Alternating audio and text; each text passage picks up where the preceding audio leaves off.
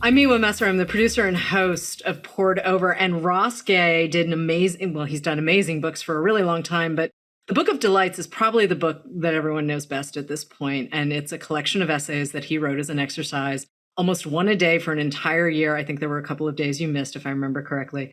And now, though, he's following up The Book of Delights with Inciting Joy. And I am so excited to talk to Ross about this. And I'm really excited for you guys to be able to eavesdrop on us, because I think we're going to go some really interesting directions with this conversation. And Ross, before we really get into things, though, can I ask you what brought you joy this morning? Well, I had a lovely conversation with my friend Vaughn, and that was important. But it's also this time of year, like I'm just looking out my window and the light through this pear tree across the way, which didn't make fruit because I think there must have been a late frost or like a heavy rain or something blew most of the blossoms off. And it's actually like a gathering place. But God, the light through it is just wild. That's such a great way to start the morning. I appreciate that. It's a really nice moment in New York too. Oh, good. Really clear skies, and we've had terrible rain and whatnot, but now It's just, everything is evening out. So I think we need to talk about how we talk about joy and how we think about joy. And you bring this up and you call it the first incitement, which I really like. I like this 14 incitements idea of 14 essays. But there are a lot of folks in the world who think that joy means the absence of sorrow, the absence of grief, the absence of loss. And I don't see it that way, and I know you don't see it that way. So can we start there? Can we talk about redefining joy? Yeah, totally. And that kind of gets us to sort of one of the, where the book comes from. And because I wrote this book, The Book of Delights, and before that, Catalog of Unabashed Gratitude, a book of poems. I've been lucky and I've had a lot of conversations with people about the idea of joy. It comes up a lot. And I write about this in the introduction. What broke my heart the most is that sometimes young people who, because I speak at colleges kind of regularly and teach, would say that they didn't know that they were allowed to write about joy. But it would also come, sometimes the question would be raised, and they would be something like, how can you be talking about joy at a time like, I would just kind of be like, well, many things. What's a time? When's it not a time like this? But also, what's your idea of joy? And it started to occur to me, their idea of joy is like, I got a cool pair of pants. Or like, the freezer is full, important. But I was like, no, okay. So I realized that that's not what I'm talking about. When I'm talking about joy, I'm talking about something like what emanates from us as we help each other carry our sorrows, which none of us get out of. We do not get out of our sorrows. So when you're thinking of joy like that, it's not like, a privilege, which is sort of like the question. The implication is like, it's a privilege to talk about joy. I don't think anyone gets out of sorrow. If joy is intimately connected to sorrow, and maybe is actually, if sorrow is in fact maybe the ground from which joy grows, then it's kind of all of our business.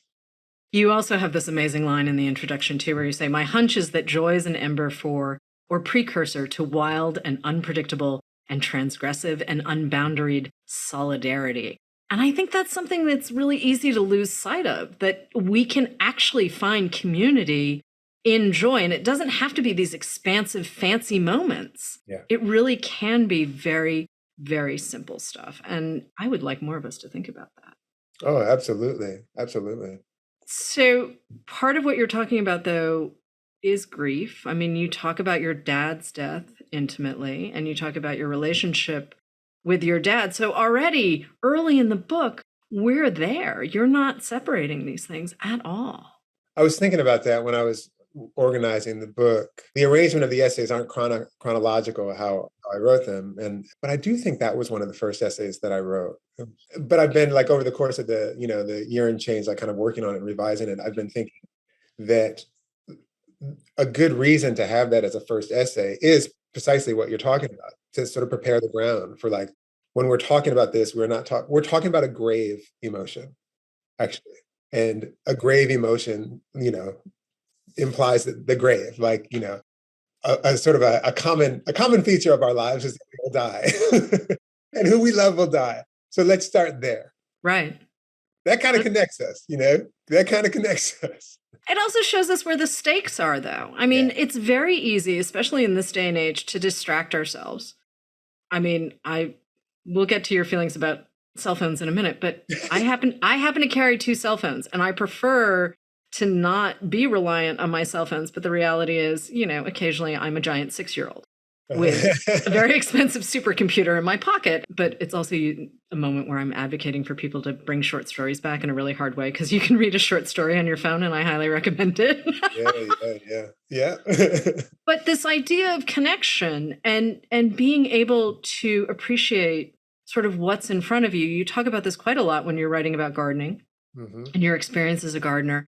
And it does connect to Catalog of Unabashed Gratitude and the new book quite tightly, because fig trees, your neighbor's fig tree. This is a really sort of simple yet not simple, because you took clippings from a tree in Philadelphia and somehow got them alive to Bloomington, Indiana. Yeah. And transplanted them as part of a community orchard. And they do deliver a lot of inspiration for you. And they started as little branches in a bucket, right? Oh, yeah. I mean, they started as just stuff out back in Mr. Lau's garden that I didn't know what they were. Right. And it was my buddy who one day I was probably sleeping over there or something, and I'd never had a fig. I'll talk about this in the essay. I'd actually never had a fig. And he just had them in a colander, and he just gave me a couple. And I was like, whoa, what's that? Anyway, so then I learned oh yeah, he has fig trees. Mr. Lau has fig trees out back, which mattered to me only in as much as I guess they made these things that I was eating, but I wasn't a gardener at all at that point. And it was years later that when I was starting to garden and that Mr. Lau gave me some of those cuttings from that tree. We just kept them alive and planted a few of them at this community orchard, where just the other day I was walking around and checking on the figs, which are, taller than me. Yeah. That's so great. I also didn't know that figs could even grow in sort of the mid-Atlantic, Bloomington's sort of on the same. It's roughly Philadelphia, right? If I'm doing my geography correctly. I had no idea. I just thought figs were warm weather plants, and I was just I know. Yeah, I know. That's where they come from. But people move around and they take what they love with them. And But let's dig into this idea of privilege for a second, because I mean, you talk about it in the context of gardening too. Like, there are people who look at gardening as a very frivolous thing, and you could argue, as you do, that you can see gardening as sharing, and you can see it as mutual aid, and you can see it as also a practice. I mean, gardeners are really a kind of specific person. And I say that with a lot of love, because I have a lot of gardeners in my life who are very, very good at what they do.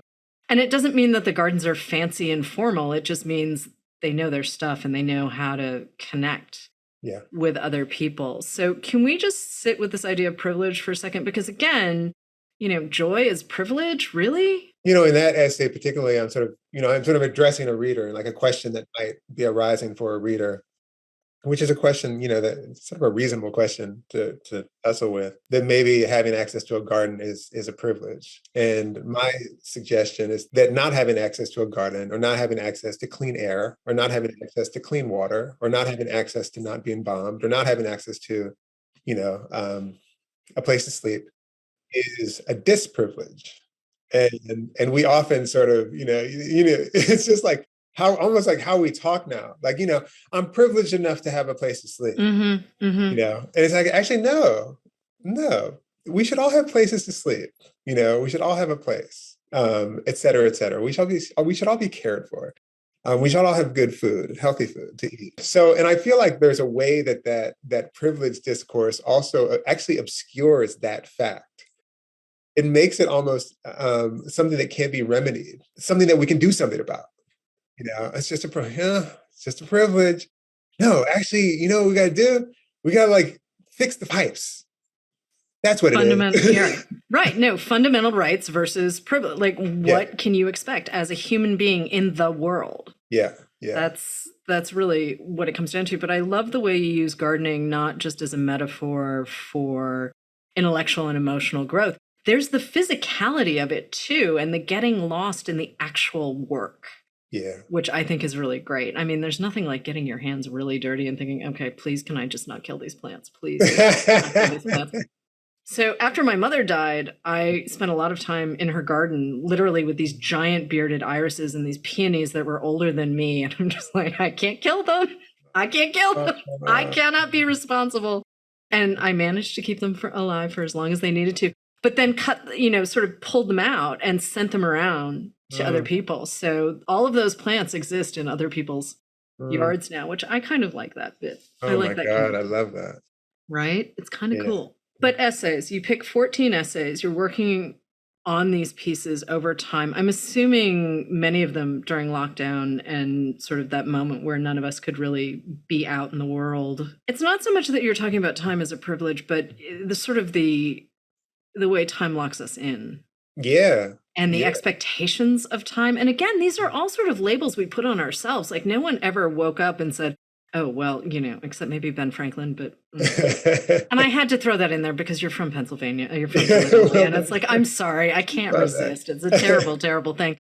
But, let's talk about this barbed wire tether, excuse me. I love this line of yours, barbed wire tether between time and virtue, because yeah, it's sort of like that essay I'm talking about, the pleasure of not doing anything. Yeah, right. And I'm talking about what that pleasure, I think I kind of spin off thinking about what that pleasure meant to people like my folks. Right. Had very little time to not do anything because they were captured by a brutal system, the brutal capitalist horror show that we live in.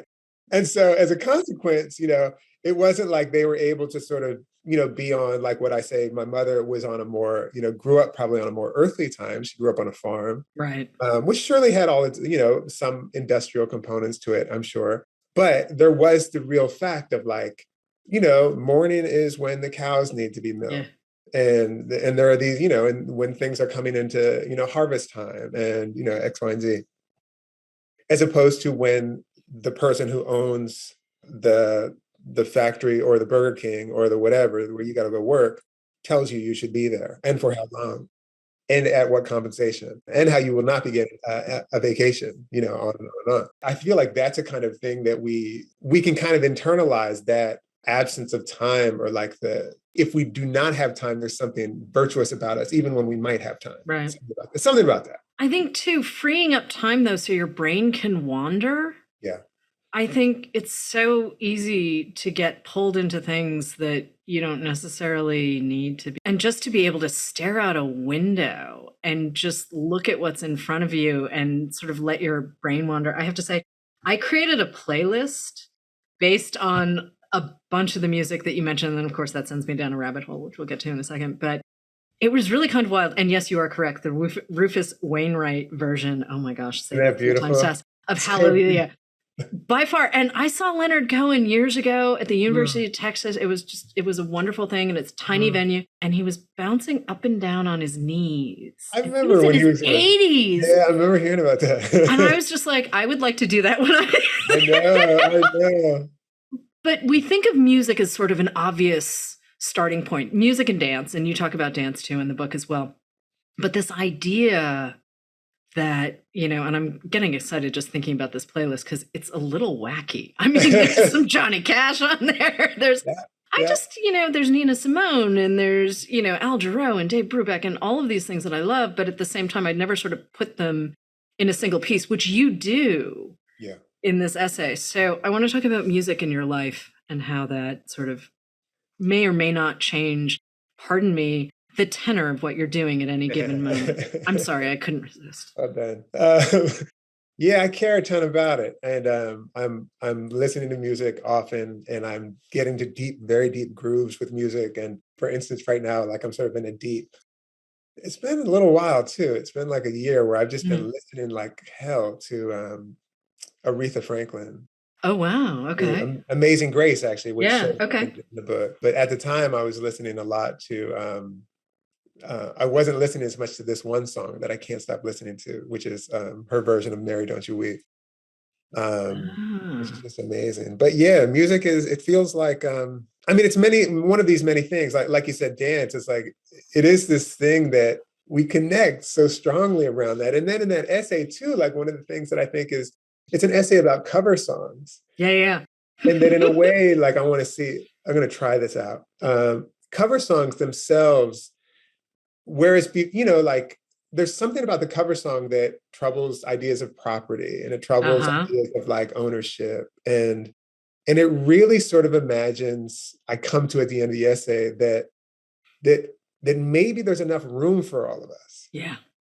And, like the way that we're talking, feeling about music right now, like when you started saying the songs and my heart got big, your heart got big.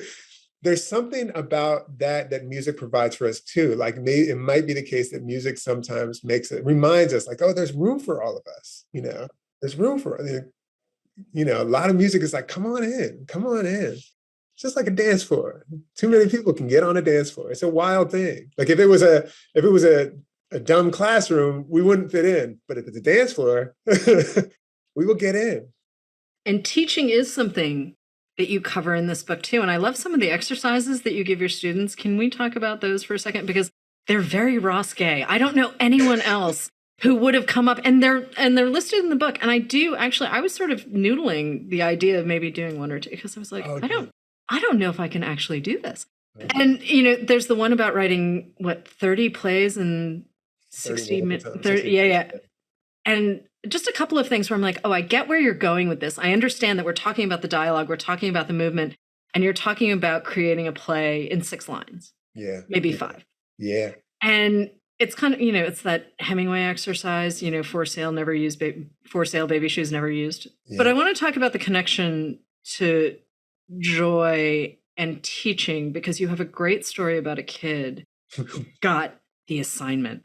Oh, you were teaching over Zoom too, and this kid got the assignment, because oftentimes we take joy out of places where it's really useful. Tell me which one you're referring to. So the little boy he says, can I tell you 2 stories? Do I have to just stick to one piece? Oh, yeah. And this is leading me to football, my friend. Oh, beautiful. I see where you're going. You see where this is going. But I want to talk about this little boy, and I want to talk about how he understood the assignment that you gave him in this particular classroom. Yeah, the exercise, it was a simple exercise, and I think it's a useful exercise. We probably spent 10 minutes describing with great precision, something that you did this morning. Yep. Something that you otherwise would not have even noticed really that you were doing. So if it's making your lemon water with salt in it, just describe that. This kid described first, like, the water being too cold or too hot in the shower or something. And then he described his mother telling him that she was going to go back to school. It was over Zoom, and this was a Zoom visit, and there were several classes I could kind of see. So there were like 5, maybe or 6 classrooms. And this kid, who was probably like a 16-year-old boy, I'd say, as he started to tell it, he just broke down. It was basically like, it seemed like in the telling, it was kind of hard to hear, but it was like that his mother had put him and his brothers first, and he was so profoundly grateful to her, and he was so happy for her to be going to school. It was just so beautiful, but the story was beautiful, but the telling was beautiful because, 1, he was so moved by it, but 2, he didn't conceal how moved he was, and he finished the exercise. And I was sort of thinking, as I was watching this, I was thinking 2 things. 1, I was like, what's wrong? Why aren't people coming to his aid? Right. People are afraid of touching, and the rules against touching. But I was also like, this child is so just like, is okay being devastated. Yeah. And then crucially too, just as crucial, is that after he was done, he finished his piece. He kind of like sobbed and labored through it. He sat down, and after class, every single child in that class gathered around him and hugged him. They turned into a big, like a ball, like a swarm, hugging this child. And oh my God, it was like one of the most beautiful things I ever saw. And if that isn't one of the best examples in the book, and there's so many examples in the book, though, of how joy and sorrow, you cannot separate them. You don't get that sort of transcendent moment, especially with kids, because kids have so much more language than, you and I are roughly the same age. And we did not come up with that kind of access to language or our emotions. So the idea of a 16-year-old boy who's comfortable enough to be like, well, here I am. Yeah. Here I am. You are going to feel all of the feels with me. Yeah. And his peers know what to do with that. Yeah. They totally know what to do with that. Yeah. I'm sorry. When I was coming up in school, and I had a really great school experience. I loved school. I really did. But the idea of a classmate crying over the pure beauty of a personal moment in an essay, it doesn't. And I had some classmates who were really talented writers and whatnot, but no, it was just never going to happen. So I love the idea that we're in this space now, right, where we can interrogate what joy feels like and what it means and where it can take us. It's not just a poster you stick on your wall with like a baby koala or something on it. Yeah. You know, one of those motivational posters where it's like, yay, joy. It's an action. Joy, choosing joy is an action. And I think it's like the thing about that story that there's many things. One is that the kid's sort of being just ripped apart with his mother and, you know, devoted at his mother's devotion. And also when he was ripped apart, the way the class knew to come, he said, it's okay, you can be ripped apart, but we're going to help you. We're going to carry you through it. You know, we're going to be with you as you do it. Which to me, like growing up, I went to a fine school. You know, I grew up in a certain kind of way. Like if I had done that, I would have had to like break something. You know, I would have, and I know when I knew, would have been okay with that. You know, we would have rather ripped our eyes out than to cry. So yeah, what a moving, powerful example of something good. You've written a book-length poem about Dr. J, Julius Erving, the basketball player, which is pretty great. You've written quite a lot about your experience of football, and you were a very serious football player into college, yeah? Through college, yeah. Right? Okay, through college. And now you're an award-winning poet, a critically acclaimed essayist. It's not necessarily the trajectory that everyone would have seen for you, but you do dig in. And actually, the essay where you're really talking about football and your experience of football, you're also talking about coercion and breaking people down and building them back up and how you find yourself in that space. There are so many diversions and so many footnotes, and they're very, very long. And I want to talk about the structure of this piece for a second, because your footnotes are very deliberate. Yeah. Your diversions are very deliberate. But I think it's an interesting way to cover a lot of ground. And some of it is masculinity. Some of it is sort of groupthink and belonging and whatnot. But you really do sit with a lot of discomfort and you own it. I was sort of wondering how you got to that piece the way it exists on the page is really what I'm... Because it's a lot. It's a lot. It's a lot. Yeah. You know, it's actually that piece comes about as a kind of thing I'm working on with a friend of mine named Noah Davis. We're writing about basketball. Writing about that, we were talking about coaching experiences that we've had that were, you know, challenging, shall we say, which I understand on both sides, you know, because I've been a coach too. Right. I've been a coach who's done things that now I would not do. Right. The thing that essay is sort of beginning, it starts off because we're trying to think about how is it that, you know, like basically these games are so often a lot of what, you know, there's nice things about the games. They're beautiful. Like, you know, like you go to a pickup basketball court and you see how a pickup basketball court is organizing itself and caring for itself. And that's a bracketed situation. That's sort of in a way the aspiration, you know. It feels like the true objective of the endeavor is to train people how to be submissive, how to train people how to be obedient, how to train people how to neglect their own feelings, and how to train people to neglect the feelings of other people, among other things, you know. And if it all works out, maybe a little teamwork too. But teamwork almost never without the adversary. So that once the adversary is taken away, like, is there a team, you know? And I sort of talk at length about this. I talk about Chris Hedges' brilliant book, War is a Force That Gives Us Meaning, because that is like, it's one of these ways that my experience of being an athlete was so often sort of, you know, not entirely at all, but largely informed by like who you're going against. There has to be an against. And so again, like competition is like one of the it's your training competition, all of the things that training competition does, which also connects a little bit to the classroom, which the failures of the classroom are very much the failures of the athletic field. They totally overlap. They do, but we can get to the other side. I mean, that's part of what you're talking about. I mean, especially in the football essay, it really is quite a lot about grief.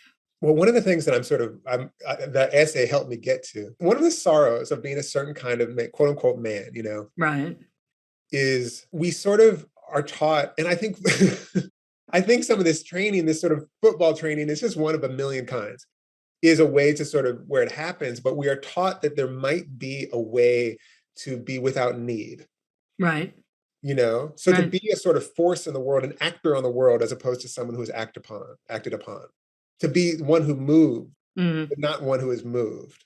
Right. In a way, that's almost like, sometimes it feels like, oh, that's the definition of being like a dude. It's basically a fantasy of alienation, that we aren't connected to one another, and that there might be a virtue in not being connected to one another. And there might be a virtue in not needing one another, to be needless. That is actually, as I said, that is a theme. I think I realized that it comes to the book. Like the garden sometimes is imagined as this place where we can kind of get outside of our needs. Like, we're not going to need the supermarket. We're not going to need, but in fact, the garden is a place where your needs get sort of clarified and articulated. And a class is the same thing, a football, all of these, they're being a human being, means you are a creature, means you are in utter constant dependence. The moment your needs are not met, actually, enough of them, you die. Then we'll satisfy the need of something else, like a tree. Well, there's that, but also you talk quite a lot about how we're setting up the future. Yeah. And how, especially the community orchard in Bloomington, which I really love this idea. This just makes me so happy that you guys have this resource. Everyone benefits. The community benefits. And as you've said in other places, the city benefits too, because someone's taking care of this land now. Yeah, so right. The idea that we can, and I happen to live in a city where green space is valued, and not just Central Park. And we all know the history of Central Park, which is not always the best piece, but at the same time, like, we build here with the expectation that space is preserved as well, and that there are garden space. Like, you can walk around Midtown and there are tiny gardens that you're kind of like, wow, okay. Interesting, yeah. And so it is something that we do occasionally get right here. Yeah. But the idea that addressing your needs is also addressing the future, and investing in joy is a way of investing in the future. Mm-hmm. While also being able to live in the here and now. I mean, it's a balancing act. I love that. I love that idea that in fact, addressing the future is a kind of addressing one's needs, and then obviously it's reasonable. And it's the reason we're here at all, is because people were addressing us as a function of addressing their needs. It's really easy to forget, I think. Yeah. But yeah, that's absolutely right. And one of the things about this community orchard project, just to sort of frame it a little bit, is that, it's a project that was started about 11 years ago by someone named Amy Countryman, who's a neighbor. She lives like right across the street, one of my dearest friends now. She just, wrote an undergraduate thesis on sort of a food security project, trying to figure out what are ways that, food systems can be more built to adequately take care of the people in the towns where they live, et cetera. And she found that, very little of the sort of urban canopy, the trees managed by the city, are food making trees. And so, like a reasonable thing to do, which is an old thing to do also, is to make like common urban orchards, or, like community orchards. The city eventually said, if you can show support, we'll support you. We have an acre that you can use, and this and that. She had a call out meeting, 100 people showed up. Boom, we were on our way. And in 8-9 months, there was an orchard planted. But one of the things, so many things, it's really one of the most moving and important projects I've ever been a part of in my life. It was a bunch of people who, for the most part, didn't know each other. I didn't know any of these people, who got together, who labored. I mean, we were honestly, in that first handful of months, because we were preparing the ground, we were turning compost, we were doing a lot of outreach, we were doing all of this, flyering. We were always flyering, like in the olden days where we were hanging posters all the time. On researching the kind of trees we got to do, like reaching out to other projects, finding our elders, like blah, blah, blah. Cooking, having these long meetings where we were making potlucks and like 3-hour meetings, like a couple times a week often, wild. People had kids, it's nuts that we did. We were doing all of this for people we did not know and could not imagine. And as is the case too, like when you're planting trees, you hope that they're going to outlive you. And the trees that were planted have outlived some of the people who were deeply involved in that project, which is, it's both a sorrow and it's a gratitude. We were addressing our needs. And our needs were actually to care for one another and to join each other and to love each other and to come to love each other by making this thing for people we did not know, who may or may not be us. Such an important idea. And I would love to reinforce that as much as I possibly can, because sometimes, as much as it is about us, it's also really super not about us. Mm-hmm. And it's nice to know that there's a world out there. And having gratitude, obviously, I mean, that's how we got the Book of Delights. That's your gratitude for a year shared with the rest of us. And obviously this book ends with a big hearty note of gratitude, which is pretty exciting. And I have to say, I'm one of those people who gets to go to work and do the thing that I love most. And it's ridiculous. It's absolutely the amount of pleasure I get out of what I do on a daily basis. I'm giddy. I'm literally giddy with what I get to do. And I wish other people had that too. And not everyone does for different reasons. But I have this wonderful, and I'm not necessarily going to call it privilege. I'm really not. It's just, it's my life. And I've worked pretty hard to have this life. But I do want to talk about gratitude and joy and sorrow and how you find gratitude in the moments that don't feel all that great when they're happening. But like partly we grieve because we love. Yeah. There's a way that our sorrow and our grief is indication not only of a kind of deprivation or hurt, but it is always evidence, whether or not, I think it's a practice, and I think we can help each other do this, whether or not we recognize it, is evidence that we have loved. Yeah. And we are in the midst of loving, ideally all the time, So, I don't feel at all like any kind of sage that way, but I just feel like I'm the witness to many people who in the most difficult times, and I come from these people, we come from these people, manage to pay very close attention to what we have. I think sometimes I've been wanting to write about my papa, my dad's long ass prayers at dinner. Oh my God, he did these graces and they just went on and on and on. And we were kids who, we didn't do that. And the older I get, the more I'm like, oh, he knew what he was doing. He had more of a connection to all kinds of things, probably including like a hardship, like hardship generally, or even like more of a relationship to probably like, if you eat, it is because of the kindness of all of the confluences that have provided for you the food. Yeah. It may be the case that it was the sun and the rain and you went and harvested the food, and all of the other things that have that. It may be the case that it was some farmers. It may be the case that it came on a train. But, it might be the case that someone who was born in 1920 has and also has a big certain kind of heart, has more of an understanding of like, we're gonna say grace over this dinner it might get a little cold, but the gratitude is more important than the temperature. Right. Right. The grace is more important than the temperature. The grace makes it hot. The grace in the community. I mean, it's not just family. I mean, we can make families too. It's one thing if it's, family's complicated. Yep, absolutely. Did anything surprise you while you were writing Inciting Joy? Many things. I mean, for instance, the stuff was just happening in my life, like that story that you mentioned, that watching that, that just that kid on Zoom. Yeah. That was just, I was like, oh, that's in the midst of my life, one of the most beautiful moments I've seen. Common as air, and as beautiful as anything I've ever seen. You know, people are always doing that, actually. Someone breaks down, people are always coming to them, you know. Mm-hmm. It doesn't always happen every time, but it always happens. You know, the reason I write is because I have questions and I am trying to either more clearly articulate or illuminate the questions, or I'm trying to sometimes probably to answer the questions, mm-hmm. which I know will become more questions. Right. But so all of them, you know, the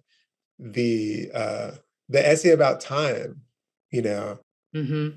I was learning about time, and I was learning about too my relationship to time that is very much informed by my folks who right. and their relationship to time. The essay about grief, like threading that through with, you know, the football, and then my father, and thinking about race, and thinking about all these other things in that. I could not have anticipated them. Right. The last essay, the gratitude, I was very surprised that that essay became an address to someone who had probably said something about me on Twitter, which I don't read, which I never could have anticipated that. And that person would, in effect, sort of be the one, cajoling is not the right word, and inspiring is not quite the right word either, but like it was some collaboration between the two of us that made that essay possible. Can we say inciting?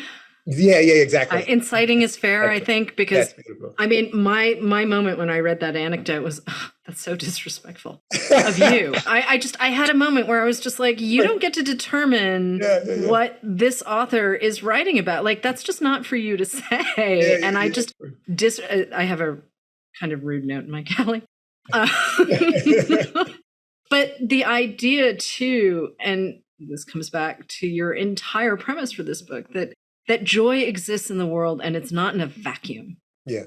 That it belongs to us, that we can cultivate it, that we can find a way to hold on to it, that we can find these weird little moments that add up in the long run, that it doesn't have to be flashbang and sizzle, and it's not, no one's creating an opera or, you know, making a movie out of any of this. It's just, if we're going to continue to make progress as humans, we kind of have to find the joy, even when it feels like everything's on fire and the world is a terrible place.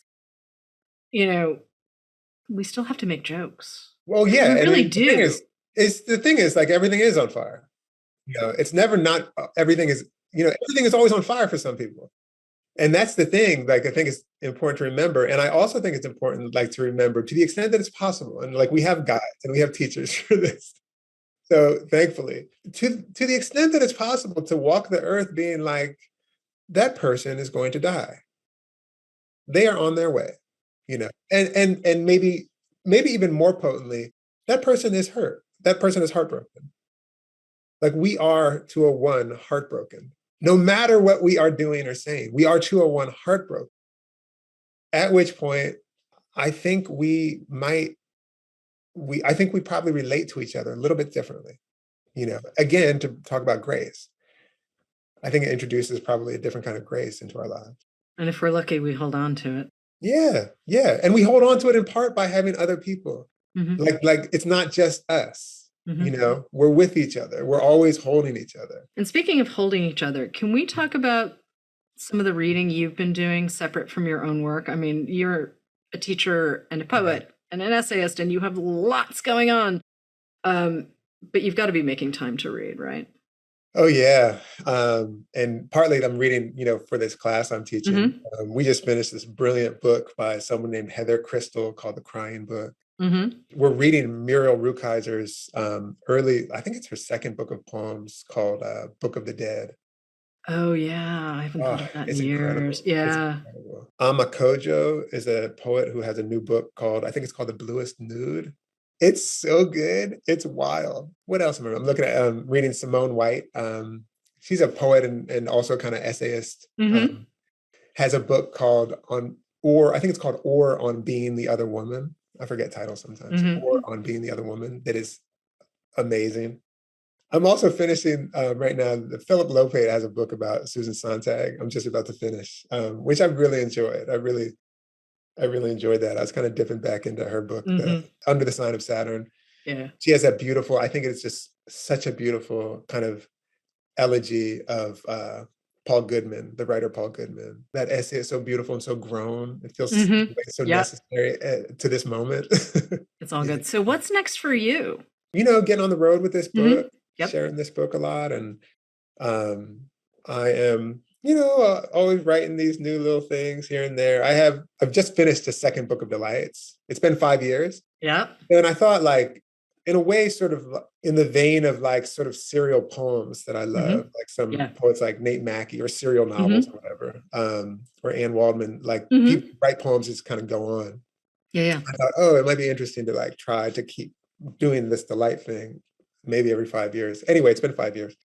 So that'll be the book that probably comes out after this. And that's been very interesting. And, plugging away on some poem type things or something. Okay. Teaching, gardening. Before I let you go back to all of those things, I really want people to understand that there is so much in this essay collection. And, as also a recovered jock myself, it's kind of nice to know that, those of us who were athletes when we were younger, you can learn new stuff. There's new stuff. Yeah. What was your sport?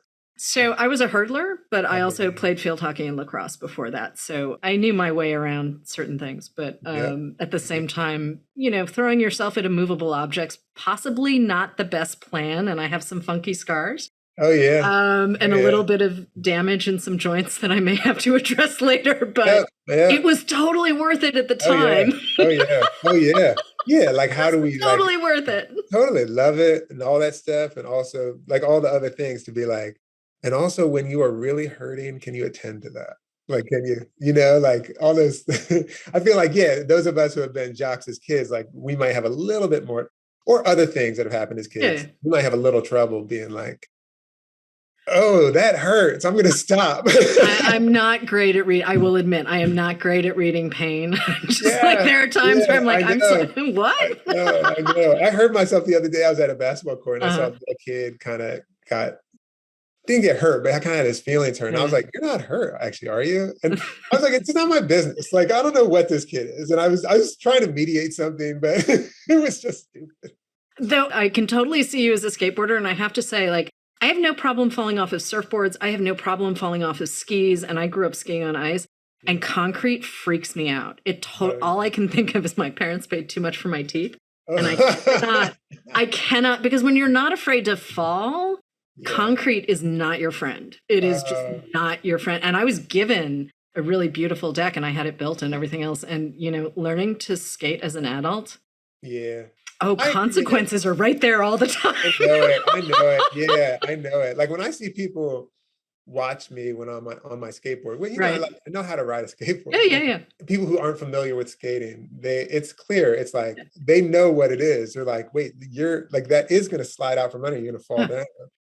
If you've skated enough, you're like, usually it's okay. I love watching the kids who skate at Washington Square Park and then also down in Tribeca. They're so great to watch. And I'm just like, yep, all I can think of is my teeth. Can't do it. Yeah, they lose them sometimes. They lose them. Yeah. So I think I'm just going to stick to watching videos and reading you on skateboarding, among other things. Yeah. Ross Gay, thank you so much. Inciting Joy is out now. Good to talk to you. Thank you. Hello, readers. It's time for another TBR Topoff, where we recommend books to pick up when you stop in for your copy of Inciting Joy. I'm Mark, and I'm coming to you from my Barnes & Noble in Cincinnati. And I'm Madyson, coming to you from my Barnes & Noble in Indianapolis. We've got a couple of great books to share today. Madyson, why don't you jump in first? Yes, I would love to start off. So when I was thinking of a book to recommend, I chose Film for Her by Orion Carlotto. And I chose this because I love books that incorporate mixed mediums. With this book, you have poetry, short stories, and put all together with photos. So I think what this book does is really show how you can look at the past, present, even the future through film, through writing. It's kind of like a visual diary.